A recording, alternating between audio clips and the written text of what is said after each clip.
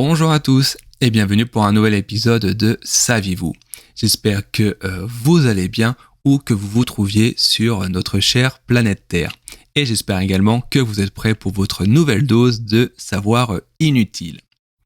Avant de commencer, avant de vous annoncer le thème, si vous n'êtes pas encore abonné, n'hésitez pas à le faire dès à présent et à lâcher un petit commentaire qui me fera bien plaisir. La question du jour, le thème du jour, attention, accrochez-vous, on va s'intéresser au panneau stop. Le panneau stop que l'on trouve évidemment au bord de la route lorsqu'on est conducteur.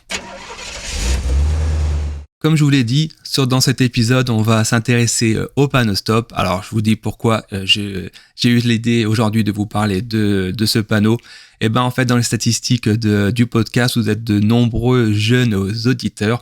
La plupart, vous trouvez entre, on va dire, 18 et 30 ans. Donc forcément, une partie d'entre vous est en train de passer le permis de conduire, en train de réviser son code de la route ou alors est sur le point de le faire. Alors je me suis dit, tiens, pourquoi pas ne pas leur apporter cette connaissance inutile et pourquoi pas, par la même occasion, peut-être qu'ils pourraient l'apprendre à l'inspecteur le jour de l'examen de conduite. Bref, maintenant que c'est dit, on va pouvoir s'intéresser à l'histoire du panneau stop. Il faut savoir qu'en fait, le panneau stop n'existait pas jusqu'en 1949 et que sa signalisation a été normalisée avec le protocole international sur la signalisation routière qui a donc été signé en 1949 à Genève. Et lors de cette convention, le panneau n'avait pas la forme octogonale qu'on lui connaît aujourd'hui avec le mot stop écrit en plein milieu. En fait, le panneau était rond avec un triangle à l'intérieur de celui-ci, donc un triangle axé vers le bas avec le petit panneau stop qui était inscrit à l'intérieur. Ne vous inquiétez pas, si vous n'arrivez pas à visualiser, vous avez le lien vers Wikipédia dans les notes de l'émission et ça vous permettra de le faire. Concernant la France, malgré la signature du protocole en 1949, il faudra attendre quelques années. Forcément, on était un peu en sortie de guerre, donc il y avait des choses, on va dire, un peu plus importantes à faire. Il faudra alors attendre 1955, précisément en avril 55, pour voir apparaître les premiers panneaux stop. Donc, je vous rappelle qu'ils étaient alors ronds et non pas octogonaux comme on les connaît aujourd'hui. Mais alors, à partir de quand voit-on apparaître les panneaux stop comme on les connaît du moins aujourd'hui quand on prend la route et qu'on conduit à travers nos villages?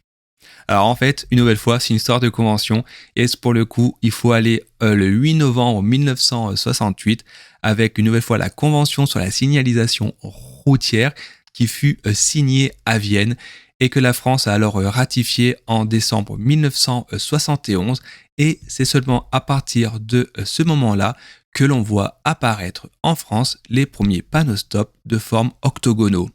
Mais alors, pourquoi avoir donné cette forme-là au panneau stop ?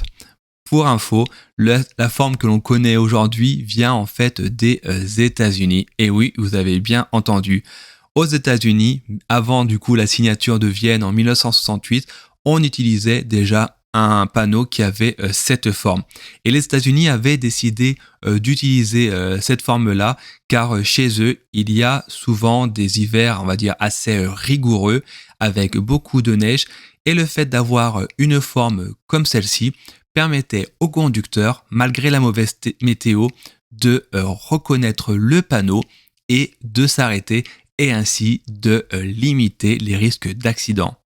Et en Europe, à la signature de la convention de 68, on s'est dit qu'au final, c'était pas une mauvaise idée et on a donc repris la forme que l'on connaît aujourd'hui.